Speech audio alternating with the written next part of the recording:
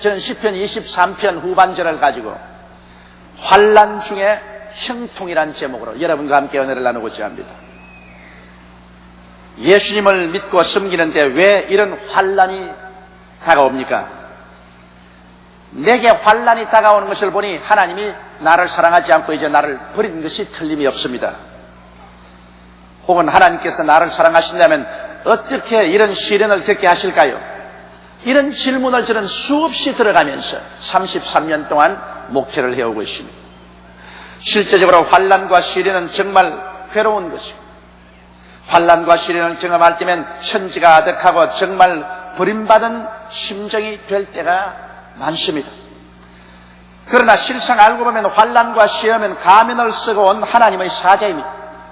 이리와 사자처럼 우리를 물고 찌는 것 같지만은 환난과 시험을 견디고 나면은 그 가면이 벗겨지자 말자 우리에게 놀라운 하나님의 축복을 가져오는 천사로 변화되어 버리고 마는 것입니다. 우리 하나님께서는 환난을 통하여 더욱 크신 형통을 우리에게 허락해 주시겠다고 약속했기 때문인 것입니다. 그러면 오늘 다윗이 우리에게 계시로서 보여준 환난 중의 형통은 어떠한 것인지 한번 알아봐야 되겠습니다. 첫째로 다윗은 이렇게 노래했습니다. 내가 사망의 엄침한 골짜기로 다닐지라도 해를 두려워하지 않을 것은 주께서 함께 계심이라. 주의 지팡이와 막대기가 나를 안위하시나이다. 왜 우리는 사망의 엄침한 골짜기를 다녀야 할까요? 우리의 생활 속에 크고 작은 사망의 엄침한 골짜기를 우리는 통하게 됩니다. 왜 사망의 엄침한 골짜기를 통해야 할까요? 그것은 우리가 신앙생활 하면서 불순종이나 불신앙의 죄를 지을 때 하나님의 징계를 받기 때문에 그런 것입니다. 우리가 불순종하거나 불신앙하고 또 하나님의 일에 반역하면은 하나님께서 그대로 내버려 두면 안 되는 것입니다. 왜냐하면 어느 부모가 자식을 징계하지 않겠습니까? 모든 영의 아버지께서 어찌 우리가 잘못된 길을 가는 것을 보시고도 징계하지 않고 내버려 두겠습니까? 징계를 안 하면 그는 참 아버지도 아니요, 징계를 받지 아니하면 사생자지 참 아들이 아닌 것입니다. 이러므로 하나님께서 우리를 참 자녀로 받아주신 이상 우리에게 징계하십니다. 이러므로 우리는 완전한 인간이 못 되기 때문에 불순종과 불신앙을 가지고 하나님을 반역할 때 하나님은 사망의 엄침한 골짜기로 통하게 하심으로 말미암아 고난을 통해서 우리가 깨어지고 회개하고 자복하게 만들어주는 것입니다. 그러므로 우리가 환난과 시련의 풍파를 당했을 때 먼저 해야 될 것은 하나님 앞에 엎드려 회개하고 자복하는 일인 것입니다. 성경에는 너희가 고난당하는 중간 있느냐? 저는 기도할 것이라 했습니다. 환난과 고난의 풍파 다가오면 그때 엎드려서 회개하고 자복하고 하나님께 기도해서 성령이여 감추인 죄악이 있으면 다 드러내게 하여 주시옵소서. 그리고 그 죄를 다 고백하고 자백하고 씻고 올바른 길로 돌아와야만 되는 것입니다. 여러분, 이스라엘 백성 보십시오. 가나안 땅에 들어와서 젖과 꿀이 흐르는 곳에 잘 먹고 잘 입고 잘 살게 될 때 그들이 야훼 하나님을 버리고 우상과 사신을 섬기고 하나님께 반역하자 하나님은 그들을 사망의 엄침한 골짜기로 국가적으로 민족적으로 통하게 했습니다. 북방 이스라엘은 아수르의 포로로 잡혀가고 남방 유다는 바벨론의 포로로 잡혀가서 민족적인 순환을 겪고 그들은 그곳에서 정결하게 되고 깨어져서 나중에 고향 땅에 되돌아왔을 때는 우상과 사신을 버린 정결한 야훼 하나님을 섬기는 신앙인들이 되었던 것입니다. 그러므로 하나님께서는 우리를 정결케 하고 순종하고 신실한 믿음을 가는 신자를 만들기 위해서 크고 작은 환난과 시험을 겪게 하는 것입니다. 또한 환난과 시험은 마귀의 시험을 통해서 다가오기도 하는 것입니다. 마귀가 오는 것은 도적질하고 죽이고 멸망시키는 것인데 우리의 약점을 바라보고 마귀가 총공세를 가해서 우리에게 환난과 시험을 갖다 줄 때가 있습니다. 요한계시록 2장 10절에 보면 내가 장차 받을 고난을 두려워 말라. 볼지어다 마귀가 장차 너희 가운데서 몇 사람을 옥에 던져 시험을 받게 하리니 너희가 10일 동안 환난을 받으리라. 내가 죽도록 충성하라. 그러하면 내가 생명의 면류관을 내게 주려고 말한 것입니다. 욥의 시험을 보십시오. 욥은 정말 아들, 딸 잘 낳고 사업자라고 부부간에 금실 좋고 잘 살았는데 마귀의 공격이 시작되었습니다.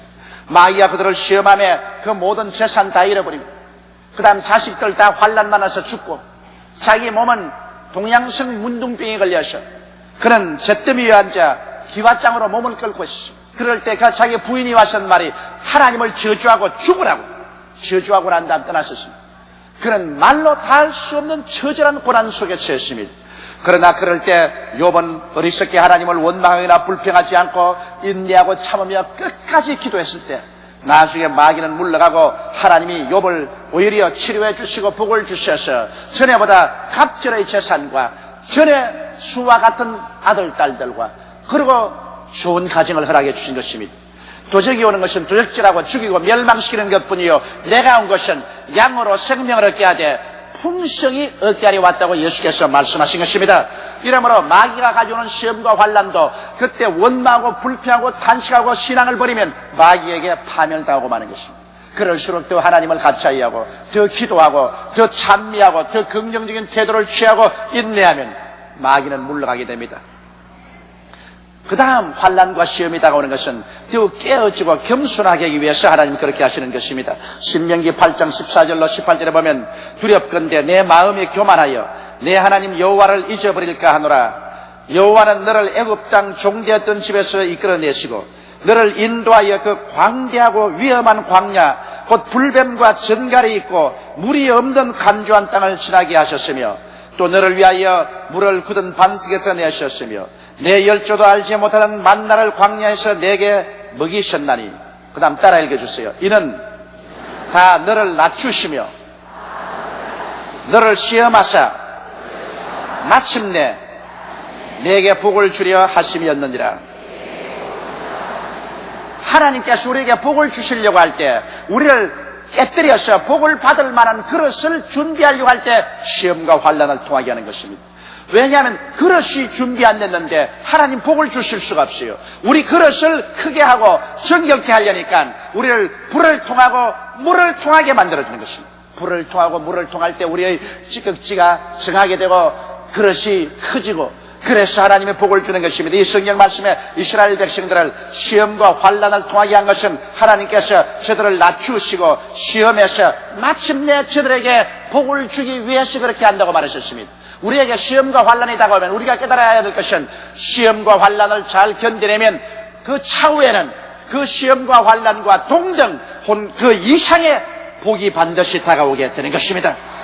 그러므로 시험 환난 당할 때 여러분은 죽는 신용을 하지 마십시오. 그것은 결국 여러분과 나를 연단하고 깨뜨려서 하나님께 복을 받는 자격을 주기 위한 것이기 때문에 시험과 환난을 당하거든 온전히 기쁘게 느끼라고 성경은 말하고 있는 것입니다. 또한 여러분, 우리 하나님께서는 시험과 환난을 우리에게 밥으로 주셔서 시험과 환난을 통해서 우리 신앙이 굳세게 만들어지는 것입니다. 몸은 운동을 해야 근육이 튼튼해집니다. 우리 영혼은 시험과 환난의 밥을 많이 먹어야 튼튼해지는 것입니다. 여호수아와 갈렙이 뭐라고 말했습니까? 가나안의 모든 원수들은 우리의 밥이라고 말하셨습니다. 여러분, 누구든지 밥상 두고서 불평만한 사람은 건강이 좋지 못합니다.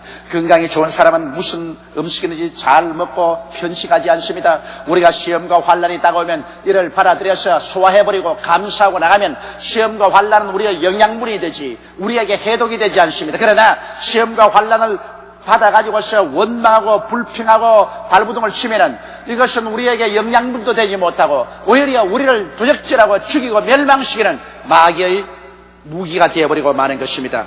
이러므로 갈렙은 환난과 시험을 영양분으로 먹었기 때문에 자기와 같이 애굽에서 나온 사람이 다 광야에서 죽을 때라도 여호수아와 갈렙은 죽지 않고 80의 이스라엘 백성을 이끌고 젖과 꿀이 흐르는 가나안 땅으로 들어갈 수가 있었던 것입니다.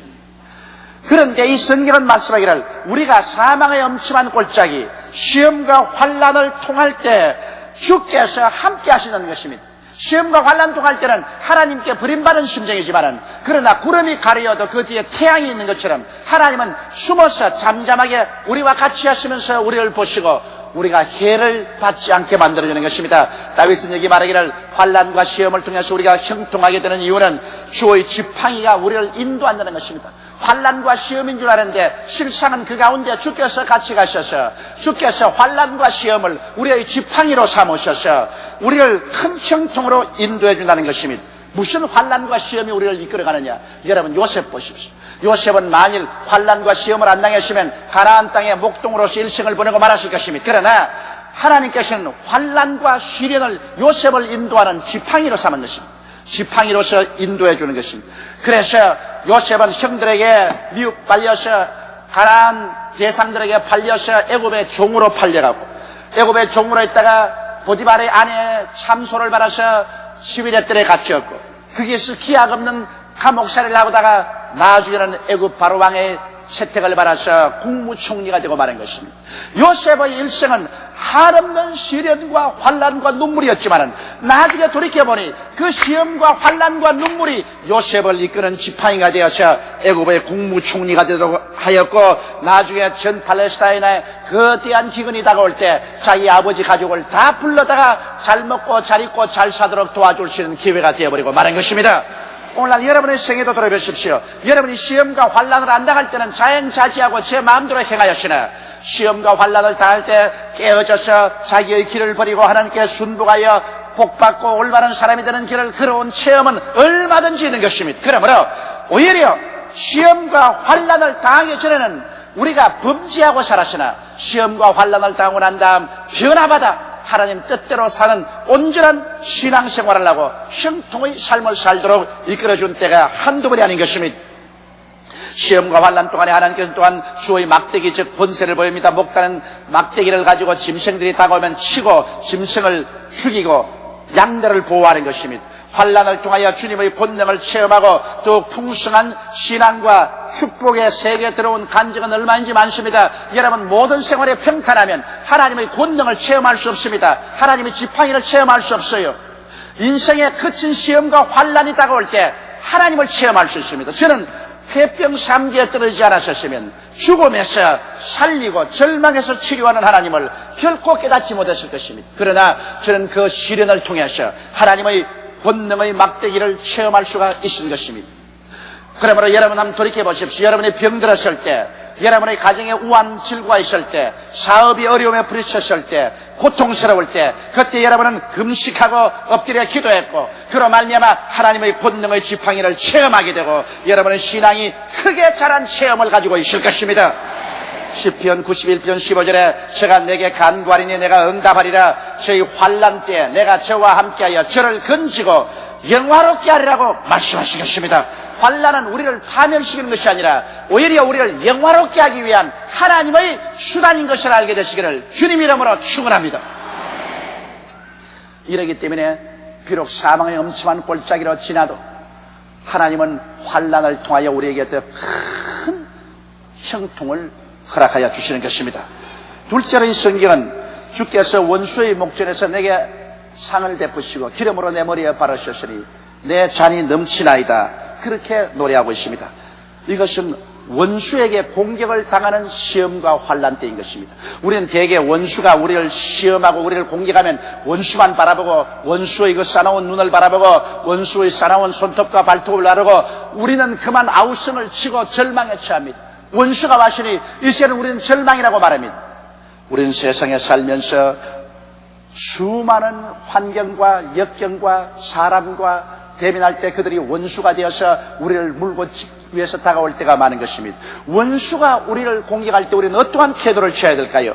여러분 우리가 하나님의 뜻을 알면은 원수가 다가올 때 우리 절망하고 좌절하고 부정적이 되어서 도망치지 않습니다. 왜냐하면 하나님의 뜻을 알면 하나님은 원수의 바라는 바의 정반대로 해주시는 것입니다. 원수가 우리에게 올 때 하나님은 그것을 계기로 삼아서 원수를 아예 하나님께서 수치스럽게 만드는 것입니다. 그것은 원수가 오면 원수는 우리가 고통당하기를 바랍니다. 그러나 하나님께서는 원수가 올 때 오히려 고통 대신에 평안과 축복의 잔치상을 베풀어 줍니다. 원수는 우리에게 고통을 주려고 애를 쓰는데 하나님은 오히려 원수 앞에서 우리에게 평안과 축복의 진수성찬 차려놓고 난 다음 우리로 그것을 누리게 하면서 원수 보고 영영 죽겠지, 영영 죽겠지. 하나님은 그렇게 하시는 것입니다. 하나님의 섭리라는 것은 원수가 원하는 것을 정반대로 해주시는 것입니다. 원수는 우리가 망하기를 원합니다. 그러나 원수가 쳐들어오면 하나님께서는 오히려 우리에게 형통하고 흥하는 잔치상을 베풀어 주시는 것입니다. 원수의 목전 앞에 잔치상을 베푸시는 것입니다. 그래서 원수는 우리가 망하기를 바라고 온갖 도적질하고 죽이고 하지만은 하나님은 오히려 원수 앞에서 우리에게 형통과 흥왕하는 잔치상을 베풀어서 원수가 오면 올수록 우리는 더 살찌고 더 부흥하고 더 발전하는 것입니다. 원수는 우리가 죽기를 원하나 하나님께서는 그 기회를 이용해서 오히려 우리를 살리게 하고 더 강성하게 하여 잔치상을 베풀어 주는 것입니다. 이러므로 하나님을 알지 못하는 사람은 원수하고 대결해 싸우다가 도망치고 상처입고 절망에 처하지만은 우리는 그렇지 않습니다. 성경은 오히려 원수가 줄이거든 먹이고 목마르거든 마시오라고 말하셨습니다. 원수를 부정적으로 보지 말고 원수가 올 때 오히려 하나님께 감사하며 원수를 저주하지 말고 복 빌어줄 것은 원수를 통해서 하나님은 오히려 우리에게 축복의 기회로 삼아주시는 것입니다. 여러분, 우리 지금까지 해방이요 지금까지 북한이 계속해서 우리를 죽이려고 했습니다. 북한은 6.25 사변도 이렇게 했고 그 이후로 시시때때로 늘 우리를 괴롭힙니다. 북한은 우리가 고통당하기를 바라나 하나님은 오히려 여러 가지 시험과 환난 중에서 북한보다 더 평안하게 살도록 우리를 만드는 잔치상을 베풀어 주었고, 북한 공산주의자는 우리가 망하기를 바라시나 하나님은 오히려 북한보다 더 흥하고 경제적으로 더 유백하게 살도록 만들어 놨습니다. 북한 공산주의자들은 우리를 죽이기를 원하나 오히려 하나님은 우리를 살려주시고 우리가 생명력이 강성하여져서 여러분 세계 올림픽 대회를 한국에 이끌고 전 세계로 뻗어가는 기상을 하나님께서 허락해 주고 말한 것입니다. 그러므로 여러분, 성경은 뭐라고 말합니까? 하나님이 우리와 같이 계시면 누가 우리를 대적하리요? 그 아들을 아끼지 않고 우리에게 주시니까 그 아들과 함께 무엇을 선물로 주지 아니하시겠나요? 원수가 오거든 원수를 보고 두려워하지 마십시오. 원수는 하나님께서 그 앞에 우리에게 진수성찬을 차리는 수단으로 삼으시는 것입니다. 원수가 원하는 것은 하나도 이루어지지 아니하고 원수가 원하지 않은 것을 하나님 우리에게 이루셔서 원수가 그 앞에서 연기되어 사라지기를 원하고 계신 것입니다. 그러고 난 다음 원수 앞에 하나님은 우리에게 기름으로 머리에 발라 잔이 넘치게 한다는 것입니다. 기름을 바른다는 것은 능력을 준다고 말인 것입니다. 성령을 기름이라는데 성령이 너에게 임하시면 너희가 능력을 받는다 했습니다. 여러분, 많은 원수들이 공격하면 하나님은 많은 능력을 우리에게 주어서 원수 앞에서 우리가 유능한 사람이 되어서 우리의 모든 하는 일에 성공하여 잔이 넘치게 하기를 원한다는 것입니다. 우리에게 기쁨의 잔이 넘치고 소망의 잔이 넘치고 사랑의 잔이 넘치고 믿음의 잔이 넘치고 평화의 잔이 넘치고 형통의 잔이 넘치게 하는 것입니다. 여러분, 자기도 못 마시고 빈 그릇 가지고 있으면 어떻게 하겠습니까? 잔이 넘치면 자기도 마시고 다른 사람하고도 나누어 마실 수가 있는 것입니다. 하나님께서는 원수가 오면 원수의 목전에서 원수를 멸하는 것이 아니라 원수보다 우리를 더 강하게 하기 위해서 우리에게 기름을 부어서 우리를 능하게 만들어서 우리의 모든 생활에 잔이 넘치게 만들므로 말미암아 원수를 완전히 극복할 수 있게 만들어주겠다고 말씀하신 것입니다. 우리는 기도합니다. 하나님, 원수를 없애주소서. 하나님, 원수를 없애지 않습니다. 오히려 원수를 보내놓고 원수 앞에서 우리를 유능하게 만들어서 기름 부어주어서 우리의 생활에 잔이 넘치는 승리와 성공을 주시기를 원하시는 것입니다. 우리는 이 땅에 사는 동안 원수 가운데 살고 있습니다. 죄는 원수입니다. 마귀도 원수고 질병도 원수고 저주도 원수입니다. 또 우리의 적도 원수입니다. 우리 예수 믿는 사람들은 바로 원수 가운데 살고 있습니다. 그렇기 때문에 하나님께서는 이 땅에 사는 동안 우리에게 성령을 부어주셔서 우리 예수 믿는 사람들에게 주님께서 유능하게 해주시고 우리의 모든 생활에 잔이 넘치게 하기를 간절히 바라고 계신 것입니다. 이래서 우리 영혼이 잘됨같이 범사에 잘되며 강건하고 모든 일에 항상 모든 것이 넉넉하여 모든 착한 일을 넘치게 할 수 있게 되기를 바라고 계신 것입니다. 잔이 넘쳐야 남과 나눠 먹지, 잔이 없는데 어떻게 남과 나눠 먹을 수 있겠습니까? 이러므로 오히려 원수 앞에서 하나님은 우리를 형통케 하는 하나님인 것을 우리는 알아야 되는 것입니다. 셋째로, 죽음에서 하나님은 우리를 형통케 하십니다. 다윗은 말하기를 나의 평생에 주의 선하심과 인자하심이 정녕 나를 따르니 내가 야훼의 집에 영원히 거하리로다. 사람은 여러분 한번 나서 죽는 것은 정한이지, 죽고 난 다음에는 심판을 받습니다. 불신자에게는 죽음은 인생의 끝을 의미합니다. 모든 삶의 종문이요, 그러므로 죽음은 궁극적인 공포요 슬픔이요 절망인 것입니다. 그러나 예수 믿는 사람에게는 그렇지 않습니다. 예수 믿는 사람은 죽음이 우리에게 굉장한 형통의 세계를 열어주는 것입니다. 안 믿는 사람에게는 죽음은 절망인데 우리는 죽음이 소망이요. 안 믿는 사람은 죽음은 끝인데 우리에게는 죽음은 시작이요. 안 믿는 사람은 멸망인데 우리는 영광인 것입니다. 왜냐? 죽음을 통해서 우리는 예수님과 함께 사는 새로운 삶이 시작하기 때문인 것입니다. 빌립보서 1장 21절 24절에 바울이 말하기를 이는 내게 사는 것이 그리스도니 죽는 것도 유익함이라.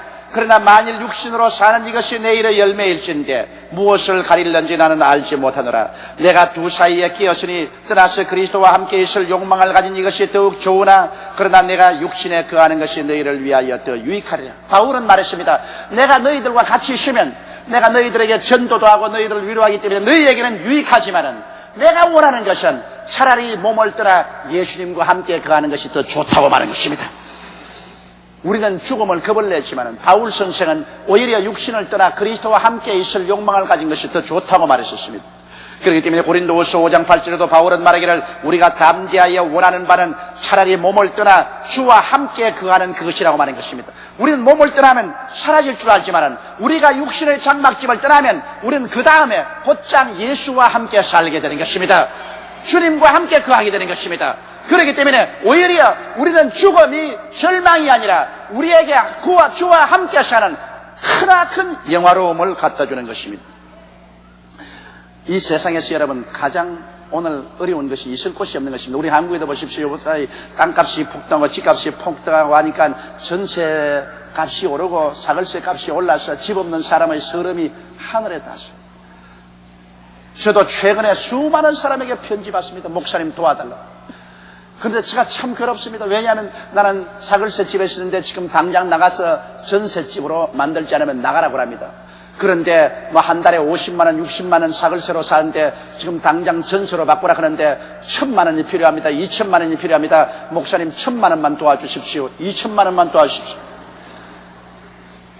여묵 답답해야 내게 그런 편지를 내겠으며 또 그 편지 읽는 내 마음이 얼마나 답답합니까? 막 마음에 분노가 생깁니다. 이놈의 나라 정치를 어떻게 해가지고서 이렇게 서민 대중들이 그냥 전세값 폭등에 사글세값 폭등에 이렇게 고민하느냐. 그 편지대 보면 절절히 원한에 사무쳤습니다. 잘 사는 사람들에 대한 원한 말입니다.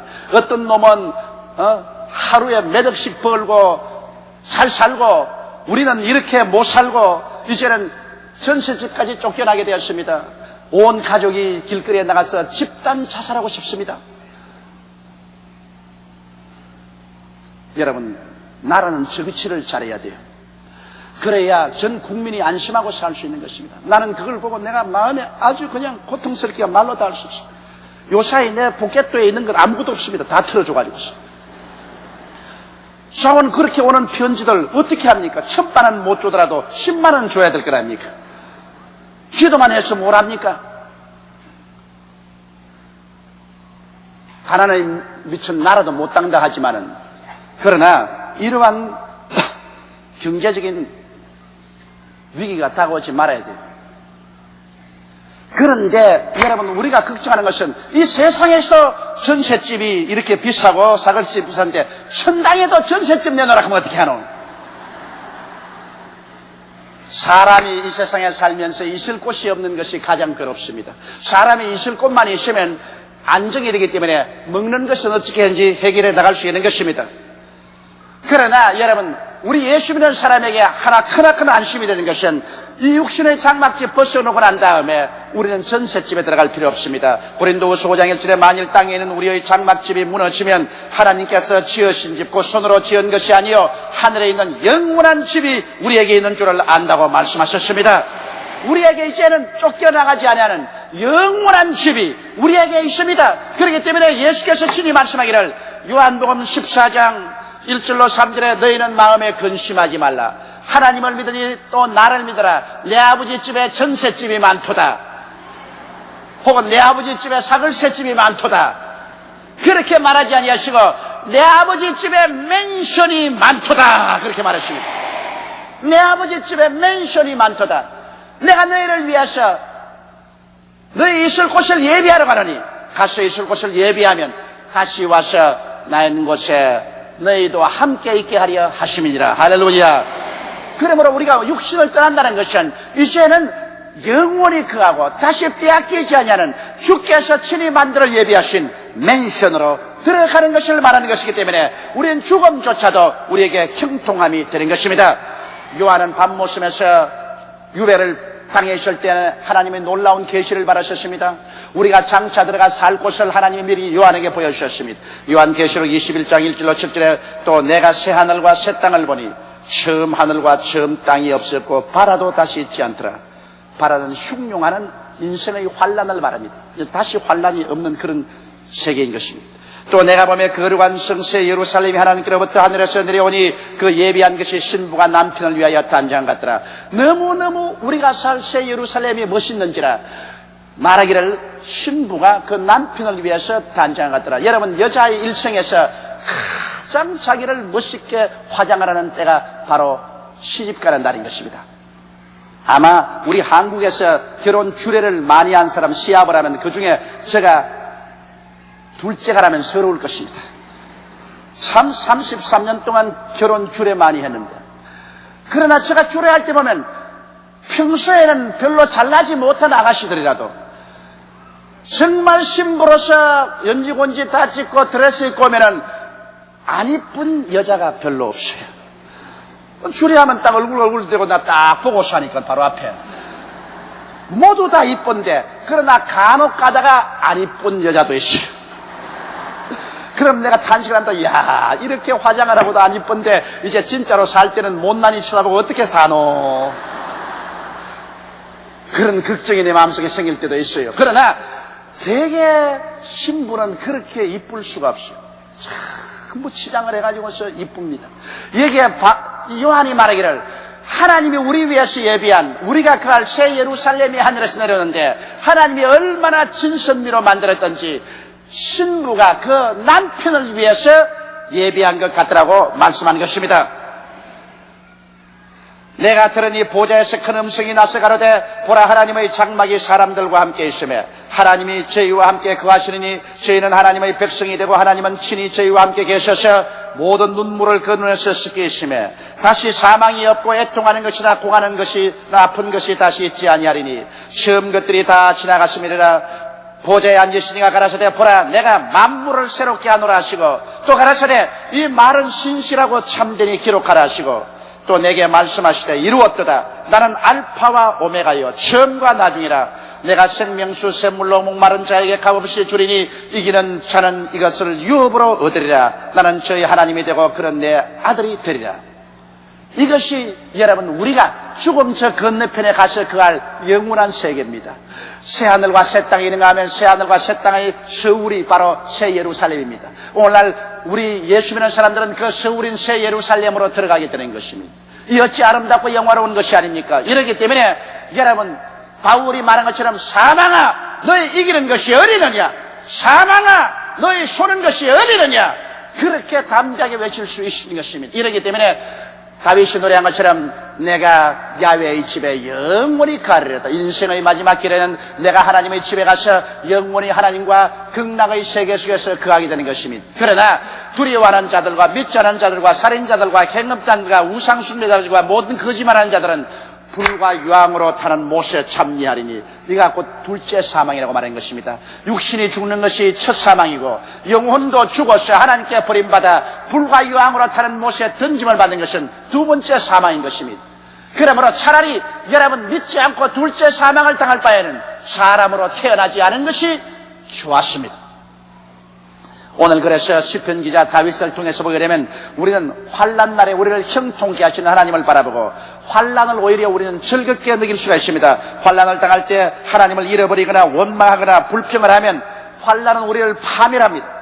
그러나 환난 때 하나님을 기억하고 하나님은 환난을 통하여 오히려 더욱 큰 형통을 가져오신다는 것을 알고 믿고 감사드리고 기도하며 회개하며 연단을 받으며 깨어지며 인내하고 더욱 순종하면 환난은 오히려 우리들에게 하나님의 크나큰 영광을 이루어 주시는 것입니다.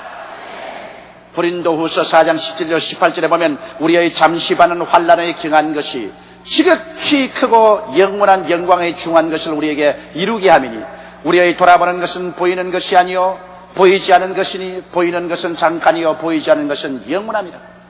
환난의 지극히 작은 것이 영광의 지극히 중요한 것을 이룬다고 말한 것입니다.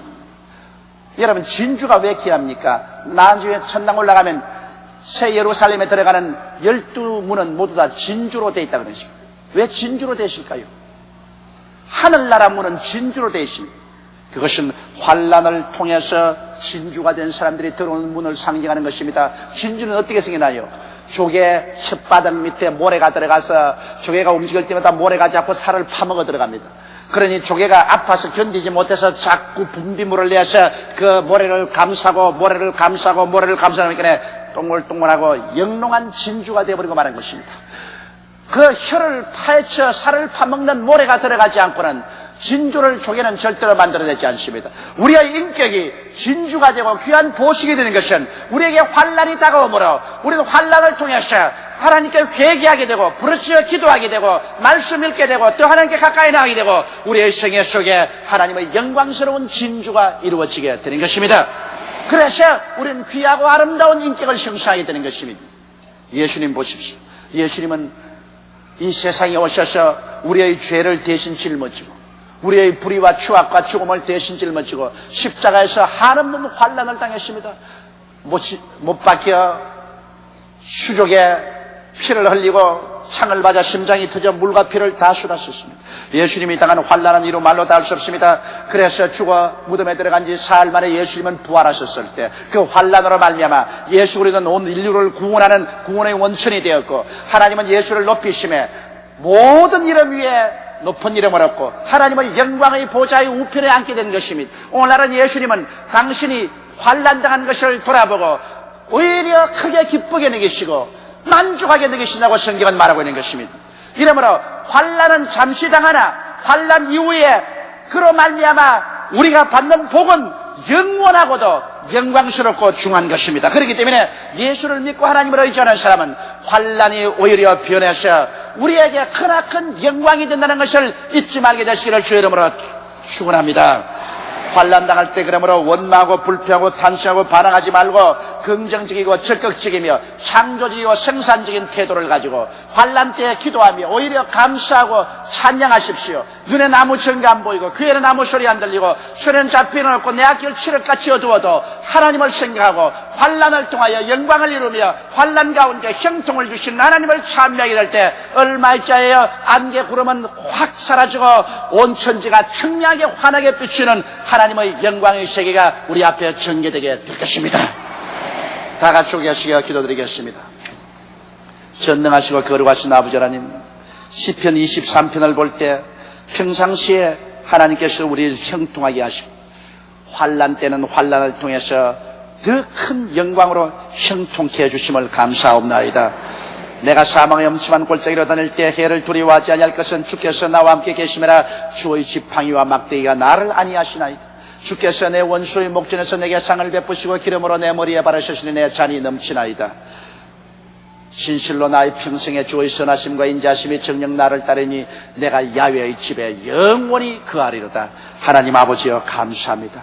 오늘 이 말씀을 들은 모든 우리 성도들이 이 땅에 살면서 크고 작은 시험과 환난 당할 때 낙심하지 말게 도와주시옵시고 오히려 다윗의 계시를 통해서 형통케 하신 하나님을 믿고 의지하고 감사하고 찬송하며 밝고 맑고 환한 마음을 가지고 긍정적이고 적극적이고 창조적인 태도를 가지고 인생을 살아 하나님의 영광을 선물로 받게 하여 주시옵소서. 우리 주 예수님 이름으로 기도드리옵나이다. 아멘.